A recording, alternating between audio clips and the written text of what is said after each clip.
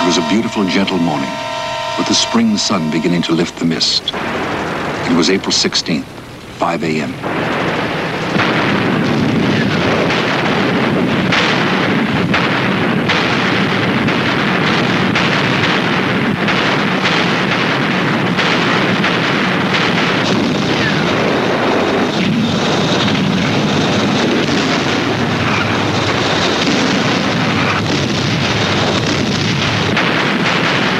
Behind the first wave of the Soviet assault, they had mounted 143 searchlights to blind the enemy.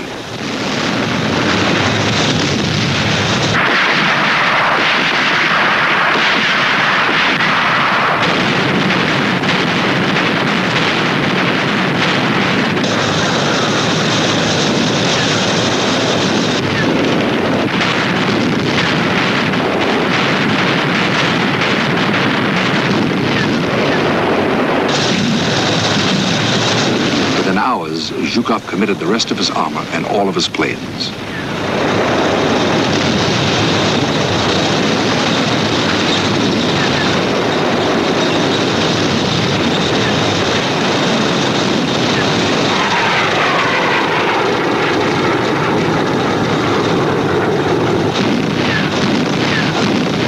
The Germans' outlying defenses were swiftly crushed, but they'd crammed men into thick defensive positions on the Zilo Heights, about 30 miles from Berlin. There, the battle became most intense. The Germans rushed in anti-aircraft artillery to slow the Soviets. But on April 18th, after a two-day fight, the Red Army overran the heights. The unknown war will continue in a moment with the Battle of Berlin.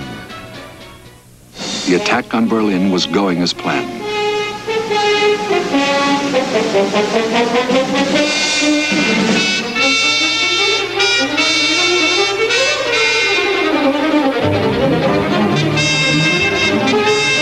Marshal Konyev had developed his southern attack at speed and with success. The Soviet High Command now ordered Konyev to swing two tank armies north in the direction of Berlin.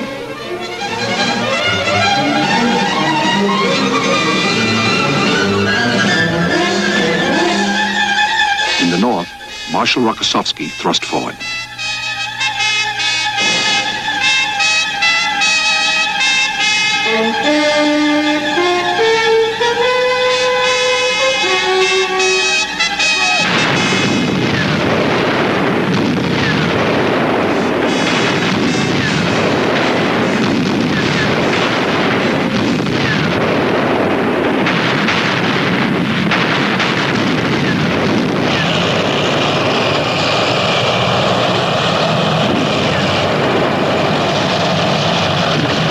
Marshal Rokossovsky's armies of the Second Belarusian Front forced the Oder at its branch. They had to cross two stretches of open water and 2.5 miles of flooded swamps between them, all under heavy fire.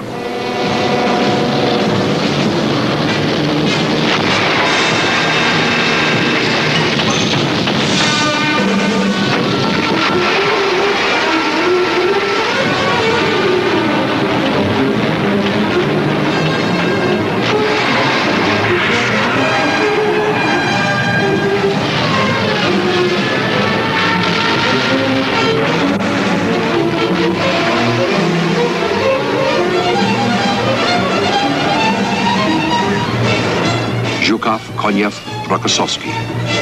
Each wanted the honor of having his troops first in Berlin. Rokossovsky's assault engineers were hard-pressed. By nightfall, Rokossovsky's armor was beginning to cross, to roll towards Stettin and the Elbe.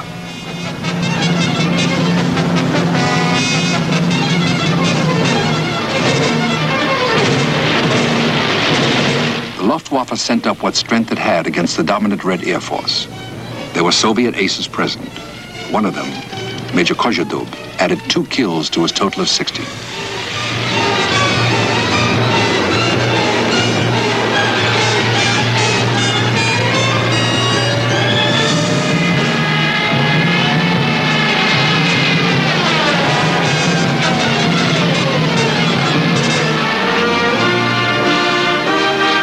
Sometimes the Red Air Force spotted American bombers on their own missions. German reinforcements were destroyed on their way forward. To the west, Russia's allies were across the Rhine and threatening the Ruhr. The Americans by the Remagen Bridge, the British by amphibious assault.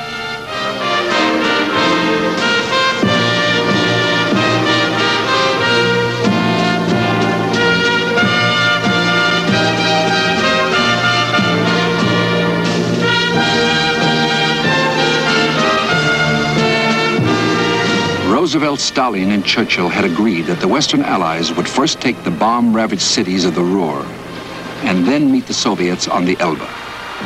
Southward, American and French spearheads would thrust for Bavaria, Czechoslovakia, and Austria.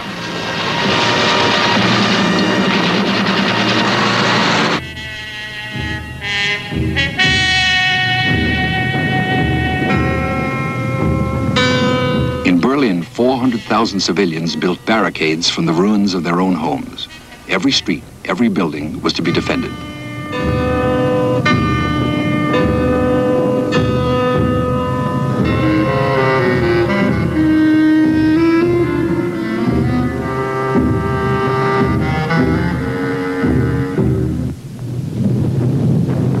Berlin, Zhukov knew, covered 350 square miles, all heavily fortified.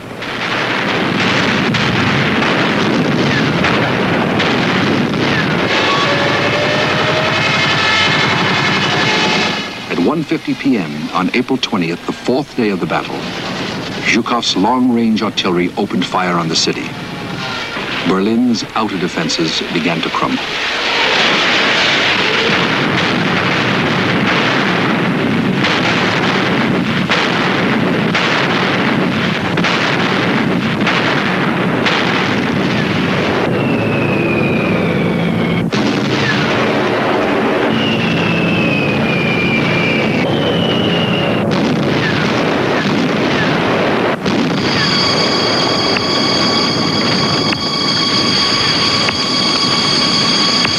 Within the capital, there was chaos.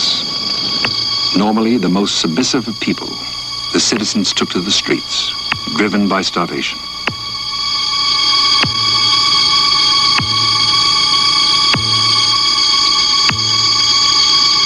And intoxicated with greed. All discipline, all social order had been wiped away in the hours of fear and destruction.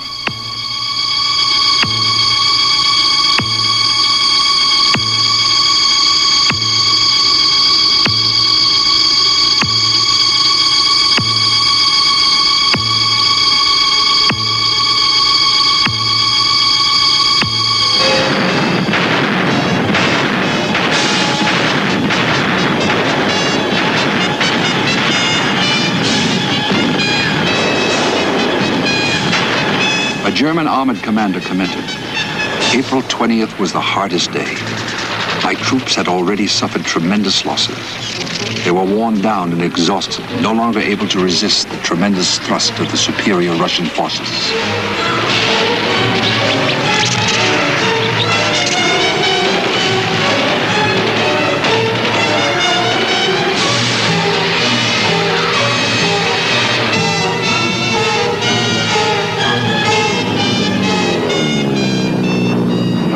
Berlin's airport, the Tempelhof, scene of so many of the Nazis' welcomes and farewells to foreign dignitaries, was in Soviet hands.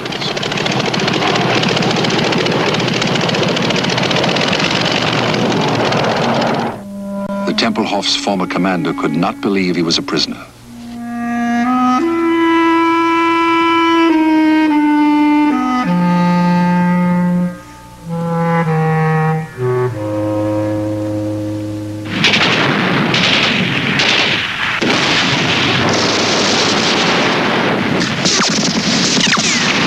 Behind the Soviet bombardment, Zhukov's 3rd Shock Army and his 47th Army erupted